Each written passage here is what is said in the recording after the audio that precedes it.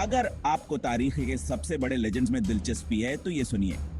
दुनिया के सबसे अमीर लोगों के बारे में तो सब बात करते हैं, लेकिन अगर मैं कहूँ हाँ एक अफ्रीकन बादशाह था। इलॉन मस्क नहीं, जेफ बेजोस नहीं, बल्कि कोई ऐसा जिसकी दौलत इतनी ज्यादा थी, इतनी सी थी कि आज इसका अंदाज अभी नहीं लगाया जा सकता।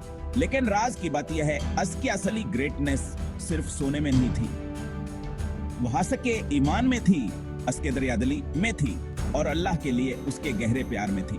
यहाँ सुनी भला दी गई कहानी है मानसा मूसा की, जो कदीम माली सल्तनत का बादशाह था।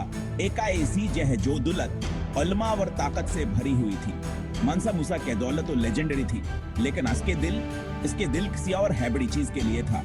उसने नरमी से, ईमानदारी से और एक मकसद के साथ राज्य किया, अपने राया की खिदमत करना और अल्लाह को राजी करना। अब मैं आपसे पूछता, वो जब आप अफ्रीका के बारे में सोचते हैं तो आपके दिमाग में क्या आता है? अक्सर दुनिया अफ्रीका को गर्बतावर जदोजहद के नजरिए से देखती है, लेकिन बहुत पहले अफ्रीका सल्तनतों का घर था। यहाँ ऐसे बादशाह थे जो दुनिया में और ताकत और जमीनों पर राज करते थे। कहान का असर पूरे दुनिया में महसूस किया जाता था। मनसा मूसा कैक आनी सिर्फ सोने और दौलत की नहीं है, यह एक बराज़म की भला दी गई ग्रेटनेस के बारे में है।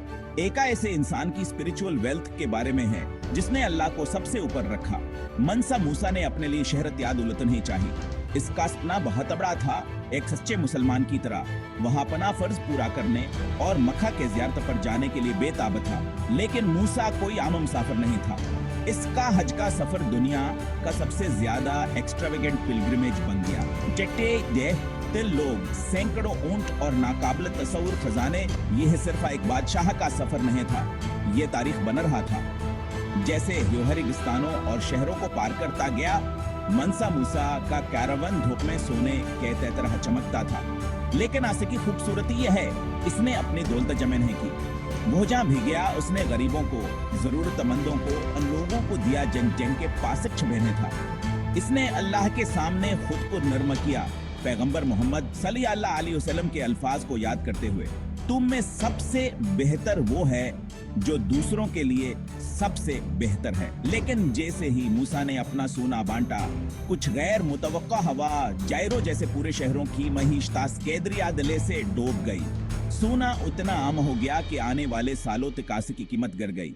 मनसा मूसा को शायद अपनी देने की इम्पैक्ट का अंदाजा नहीं था, लेकिन इसका इरादा नहीं था अल्लाह की खिदमत करना और इंसानियत का भला करना। अब जरा सोचिए, हम ऐसी कहानियां कितनी बार सुनते हैं। एक्सिया हफाम अफ्रीकन बादशाह आज जिंदा किसी भयान शान से ज्यादा अमीर, जिसे न सिर्फ फास के दौलत के लिए बल्कि आस के ईमान के लिए, सीखने के प्यार के लिए और अपने लोगों के लिए एक बेहतर मुस्तकबल बनाने के इसके अज़्म के लिए याद किया जाता है। अफ्रीका की कहानी सिर्फ गरबत के बारे में नहीं है, यह बादशाहों और आलमों, सल्तनतों और ईमान के बारे में है। मनसा मूसा का सफर मक्के में खत्म नहीं हुआ। जब वो अपने मुल्क में वापस लौटा तो वह सिर्फ दौलत ही नहीं लाया, वह इल्म लाए। उसने मसाजिद, यूनिवर्सिटियां और कुतुबखाने बनवाए। टिम्बुक्तू शहर को इस्लामिक लर्निंग का मरकज़, सकाफता और इल्म का मीनार बना दिया। मनसा मूसा कैवरा सच सुने से कहीं ज्यादा है। यह ईमान, दरियादिली और अल्लाह ने जो नेमतें दी हैं, इनका इस्तेमाल करके एक बेहतर दुनिया बनाने के बारे में है। इसकी कहानी हमें याद दिलाती है कहाँ असली दौलत दिल में होती है, हमारे दीने के तरीके में, हमारे खिदमत करने के तरीके में। अगर सखानी ने आपको इंस्पायर किया है, अगर इसने आपको अफ्रीका और उसके माजी के बारे में मुख्तलिफ तरीके से सोचने पर मजबूर किया है, तो लाइक बटन दबाएं, सब्सक्राइब करें और इस वीडियो को शेयर करें।